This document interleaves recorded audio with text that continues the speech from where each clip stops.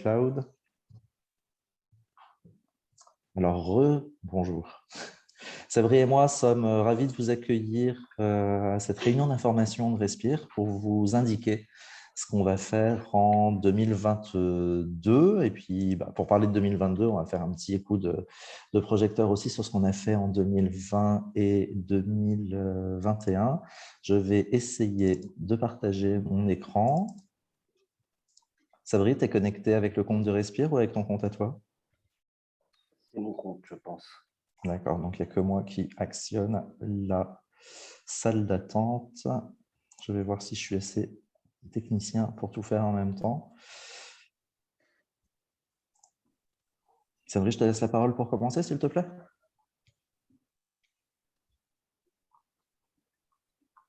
Donc, écoutez, à nouveau, merci d'être venu à cette première session qui a donc vocation à apporter de l'information et aussi à répondre à vos éventuelles questions pour ce qui concerne donc, les actions, comme le disait Frédéric, les actions à venir de Respire et aussi des questions qui pourraient porter notamment sur ce qu'on a pu réaliser d'ici, donc depuis.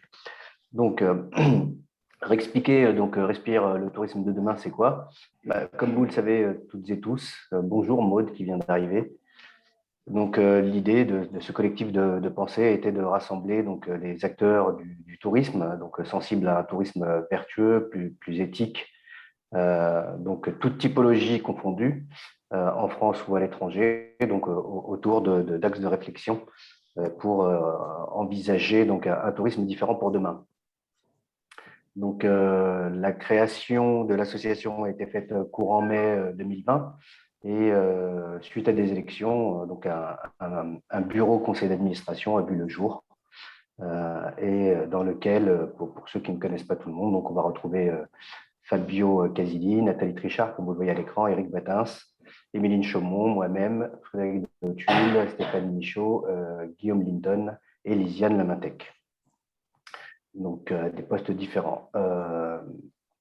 Pour revenir effectivement sur une question qui a été posée autour des groupes de travail, c'était de quoi il s'agit exactement et quelle est leur utilité.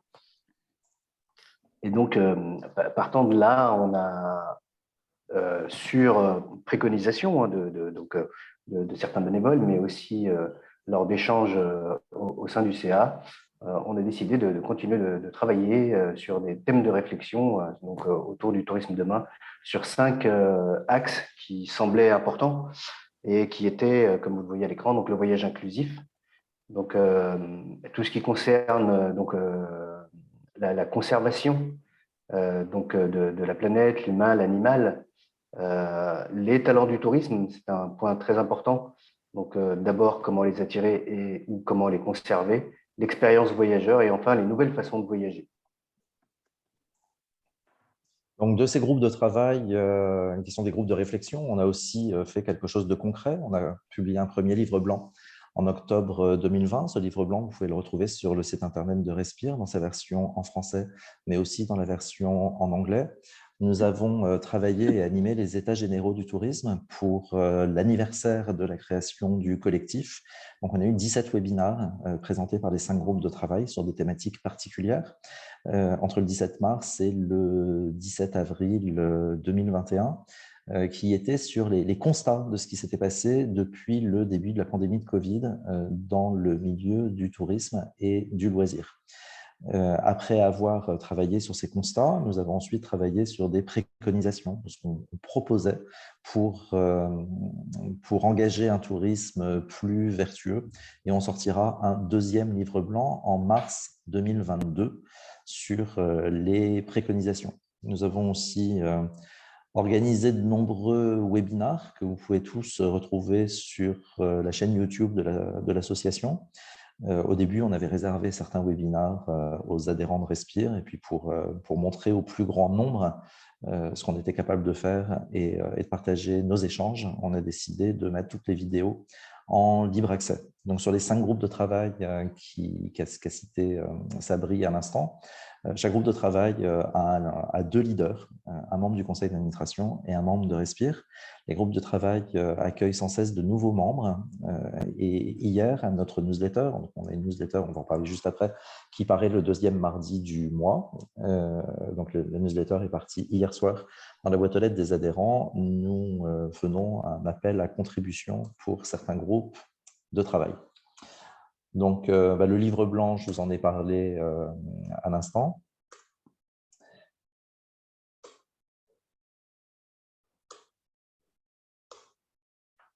Alors, on a aussi fait des événements. C'est vrai, je te redonne la main? Oui. Donc, un des événements les plus marquants, vous avez sûrement pu le constater, était l'organisation des Journées des respirations durables. Donc, c'était à Paris du 14 au 18 juillet 2021. C'était un événement hybride B2C, B2B sur une durée de 5 jours et donc qui permettait, en l'organisant sur du midweek et du week-end, de pouvoir s'adresser donc à un public assez large, qu'il s'agisse de professionnels ou de particuliers. C'était très intéressant de par le contenu. Donc, il y avait beaucoup de thématiques qui étaient proposées. Il y avait du ludique, il y avait de la formation, il y avait de l'information, des échanges, des séminaires, des tables rondes autour de différents sujets et aussi des parties qui étaient beaucoup plus conviviales, donc qui permettaient justement en cette sortie de période de confinement répétitive, donc de se retrouver autour d'un événement majeur. Et donc, celui-ci était organisé dans un tiers-lieu, le Jardin 21 et le Kilomètre 25, hein, qui sont l'un à côté de l'autre et qui ont permis de proposer donc, un événement de qualité, donc aussi professionnel que convivial, à Paris, donc sur une période où tout le monde avait plaisir à se retrouver et on a pu effectivement aussi travailler sur des thématiques qui étaient très intéressantes, avec des échanges qui étaient pertinents et dont nombreux ont été donc enregistrés et que vous pouvez aussi revoir sur les replays sur la chaîne YouTube. Voilà quelques belles images des journées des respirations durables. C'est ça. Donc, on peut voir ce qui s'était passé effectivement au niveau des moments de convivialité.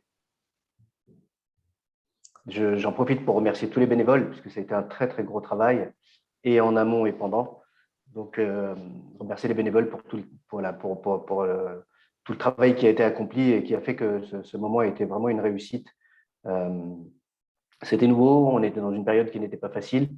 Il y a eu des moments qui étaient, voilà, il y a eu des moments où on a pu constater que c'était vraiment très, très important de se retrouver et au-delà même de l'aspect business. Et c'est ce qui est ressorti donc, effectivement de tout cela. C'était autant le plaisir de retrouver ses pairs donc, lors d'un événement professionnel, mais aussi ce dont on nous a le plus souvent parlé, donc a posteriori, c'était la qualité donc, des différents ateliers qu'on a pu mettre en place et qui s'adressaient autant donc à un public B2C, famille, donc il y en avait pour les adultes et pour les enfants, qu'à un public B2B, donc en termes de réflexion et donc d'apport d'informations à destination du plus grand nombre, avec des échanges de qualité avec des différents intervenants, donc au niveau de ces respirations durables, donc qui suite au succès de cette première édition,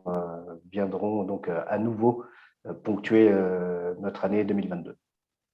D'autres moments de convivialité entre membres de Respire.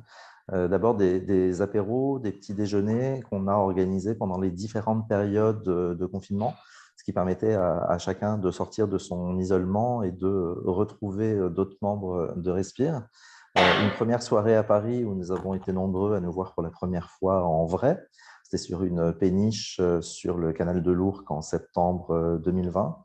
Il y en a eu d'autres. Sous l'impulsion de Jennifer Weber, on a eu 2 dîners à Aix-en-Provence, le 30 septembre et le 11 décembre, pour se retrouver en réel avec des gens qui sont venus de Marseille, de Nice et de toute la Provence.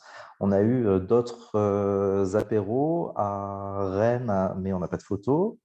organisé par Maud, qui est là, et puis à Bordeaux, organisé par Laetitia, ce qui nous a permis de retrouver les adhérents.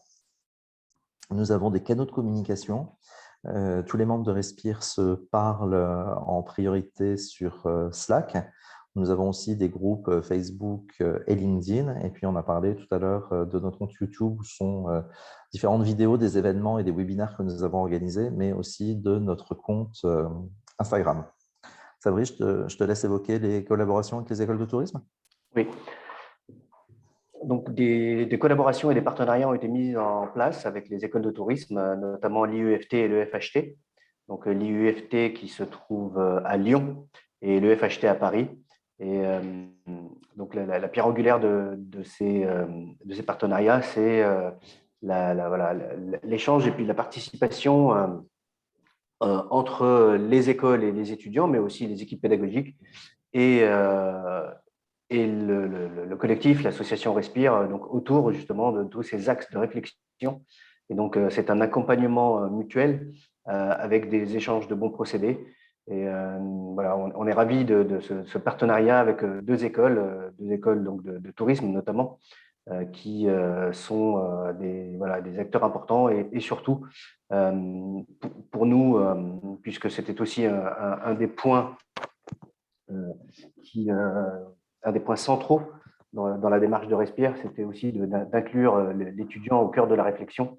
Et donc, ainsi, voilà, Respire prend en compte l'étudiant et surtout l'étudiant est très actif au sein de Respire, tout comme les différentes typologies de professionnels. Et donc, ces partenariats qui ont été mis en place sont renouvelés donc, sur cette année, encore une fois, avec l'IUFT et le FHT. Alors, pour 2022, on va continuer sur cette lancée.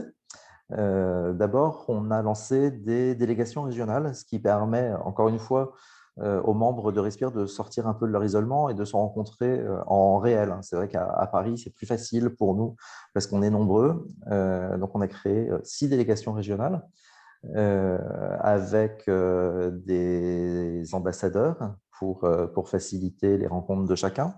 Donc, on a Laetitia à Bordeaux, Sabri naturellement à Lyon, mais aussi Maxime à Lille, Jennifer à Marseille, Sylvie, alors on voit pas bien sur la photo, mais c'est en Île-de-France, donc à Paris, et Maud en Bretagne. Donc, ces délégations régionales, elles ne sont pas en nombre limité.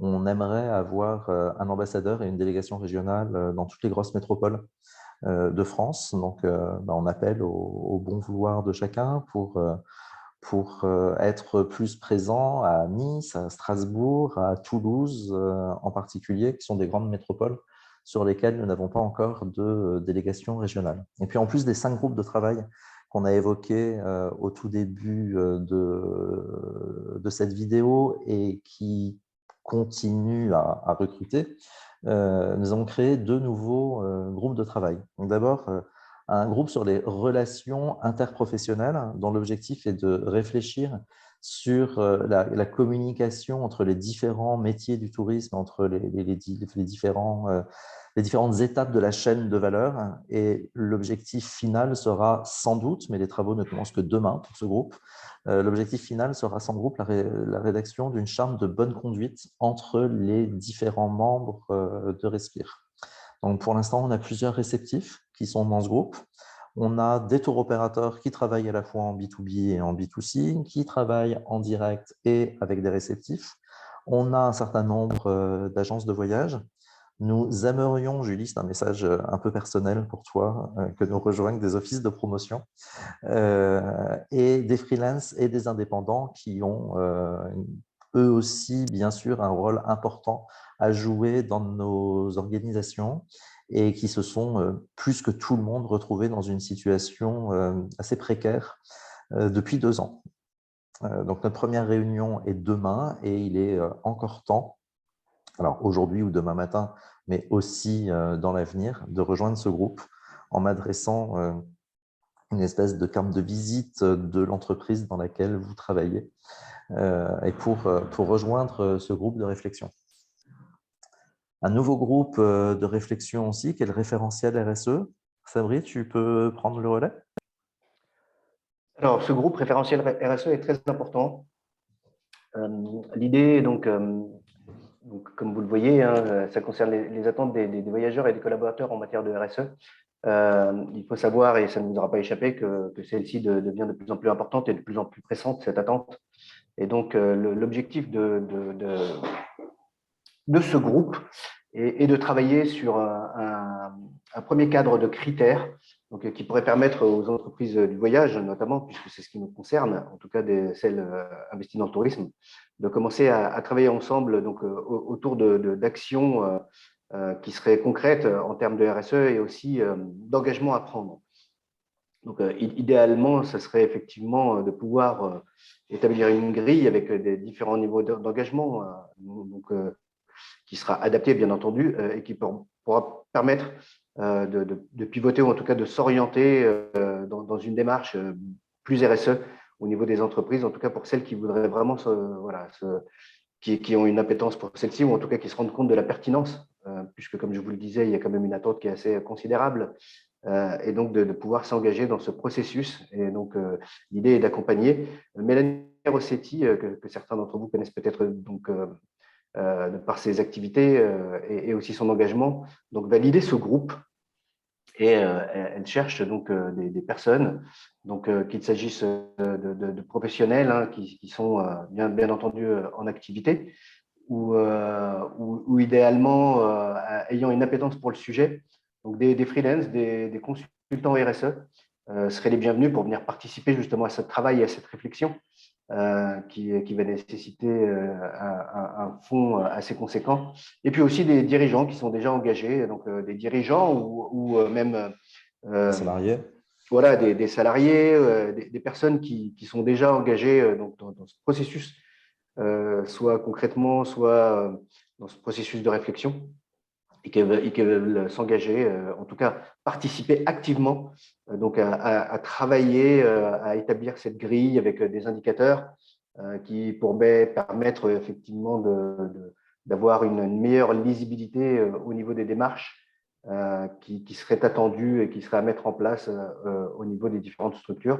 Donc, pour ceux qui ont accès au Slack, et c'est le cas de tous les adhérents, donc il est possible de contacter Mélanie via un channel qui a été créé, donc il y a un channel RSE Tourisme sur le Slack de Respire, et donc de rejoindre ce groupe pour participer à ce travail qui, comme vous pouvez le penser, est pour nous très important. Et c'est là qu'on voit effectivement l'apport de Respire et en tout cas de tous ces bénévoles et du collectif à accompagner et à aider ceux qui, comme je le disais encore une fois, voilà, qui voudraient, qui auraient une appétence, en tout cas qui seraient intéressés à pivoter ou en tout cas à s'engager dans cette démarche, on va les aider concrètement avec des outils à pouvoir le faire et un accompagnement, encore une fois, bienveillant de la part de Respire.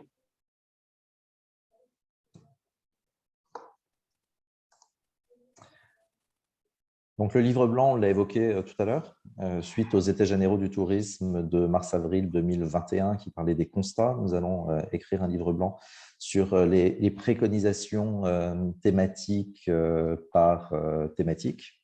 Comme je vous le disais, nous ne sommes jamais en manque de bonne volonté. Donc, vous pouvez avoir des détails sur les thématiques développées par chacun des groupes sur notre site Internet. En juin 2022, après le succès des premières journées des respirations durables autour du 14 juillet 2021, donc début juin 2022, nous allons lancer la deuxième édition des respirations durables. Pourquoi on a choisi cette date? C'est parce que le 2 juin, c'est la journée mondiale du tourisme durable.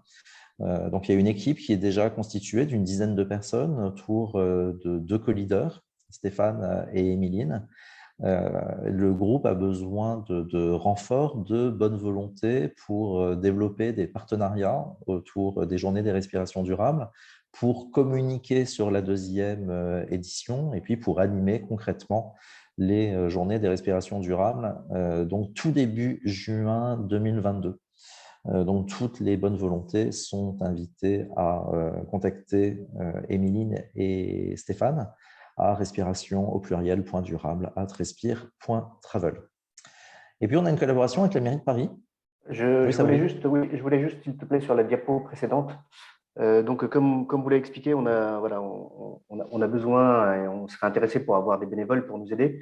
Mais il est important de préciser que cet événement ayant déjà été organisé, on a vraiment la méthode qui est déjà existante et mise en place. Pourquoi je précise ça? C'est pour vous éviter, enfin en tout cas pour ceux voilà, qui écouteraient ou qui regarderaient ce replay, de se dire oui, mais est-ce que ça risque pas d'être lourd? Comment on va fonctionner? C'est quelque chose qu'on ne sait pas faire. On voudrait bien aider, mais on ne sait pas faire.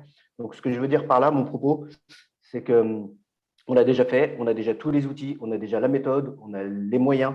Donc, en fait, c'est de l'accompagnement sur lequel on va vous expliquer, vous apporter toute l'explication de ce qu'il y a à faire et tous les contacts sont déjà recensés. Donc, le travail, qu'il s'agisse de partenariat, de communication ou d'animation, on l'a déjà fait, on le connaît. C'est vraiment avoir des nouvelles ressources, de nouveaux bénévoles et sans que vous ayez cette pression de vous dire voilà, ça risque d'être conséquent, on ne saura pas comment ou quoi faire. L'événement a déjà été organisé, on le maîtrise et on a tous les éléments. Donc, pour vous accompagner, ce sera la tâche d'Emilie et Stéphane, donc en tant que bénévole, et de la façon la plus facile possible. Et puis, toute l'équipe qui a organisé les journées des respirations durables de juillet 2021 est toujours là. Alors, on va pouvoir évoquer ce matin la collaboration que nous avons avec la mairie de Paris. Nous avons une première réunion avec la mairie de Paris. Fabio a déjà rencontré plusieurs fois Frédéric Ocard, qui est l'adjoint au tourisme et à la vie nocturne de la mairie de Paris. Nous avons une réunion avec la mairie de Paris importante le mardi 25 janvier. Pour travailler sur un groupe qui va collaborer avec la mairie de Paris sur un projet à l'horizon des Jeux Olympiques de 2024. Paris a l'ambition d'être la première destination du tourisme durable au monde et Respire accompagne sur ce projet la mairie de Paris. Donc, c'est un gros projet, quelque chose d'important qui vient de se construire. Alors, ça fait 6 mois qu'il y a des contacts préalables entre le cabinet de Frédéric Ocard et le conseil d'administration de Respire. Mais ça y est, c'est du concret. Première réunion dans 15 jours. Et puis, nous avons des webinars qui sont prévus dans les prochaines semaines. D'abord, 2 ateliers autour de la fresque du climat qui sont animés par Victoria Morin. Donc, on a 2 dates.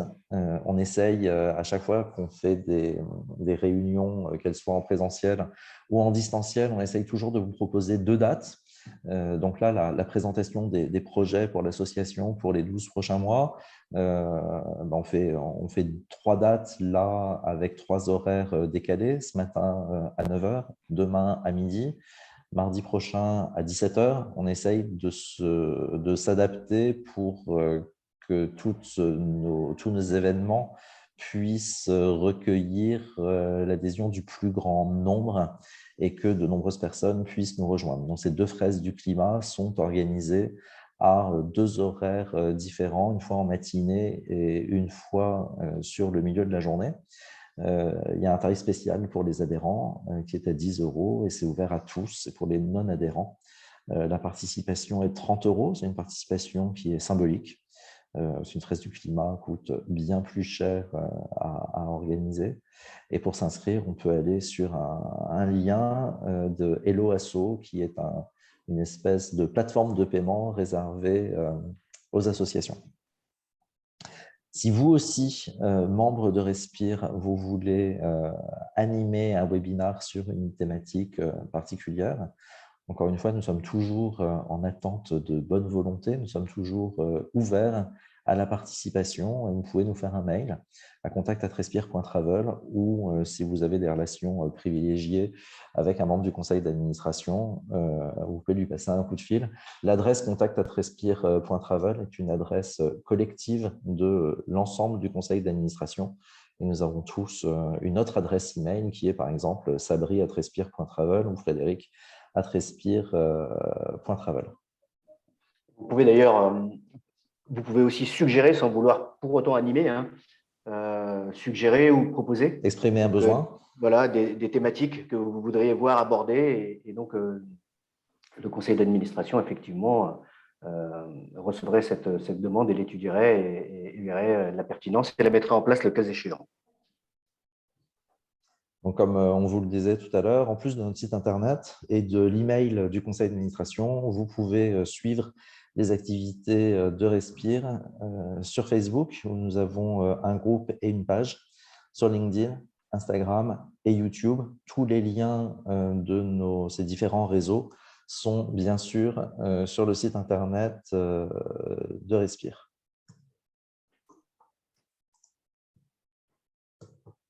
Alors, je ne sais pas si c'est la fin. Non, normalement, il y avait une slide qui disait merci. Je ne suis pas sûr. Savry et moi sommes à votre disposition si vous avez des questions. On est peu nombreux ce matin, donc vous pouvez ouvrir vos micros, poser vos questions, faire des réflexions. On est complètement ouvert à la discussion. C'est pour ça qu'on a prévu ces webinaires, ces réunions en direct et pas juste un replay. Merci déjà à tous les deux pour cette présentation. Frédéric, tu mentionnais tout à l'heure une newsletter. Je n'ai pas trouvé sur le site pour s'inscrire. C'est réservé aux adhérents peut-être? Les newsletters sont envoyés uniquement aux adhérents. D'accord. Donc, tu peux adhérer en tant que personne physique et Interface peut aussi adhérer en tant que personne morale.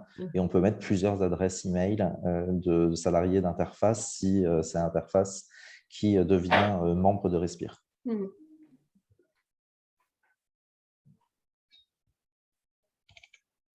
Anne, tu fais partie de Respire, on ne se connaît pas? Non, bonjour. Oui, non, on ne se connaît pas. Voilà, c'est vrai que je vous suis un peu sur LinkedIn.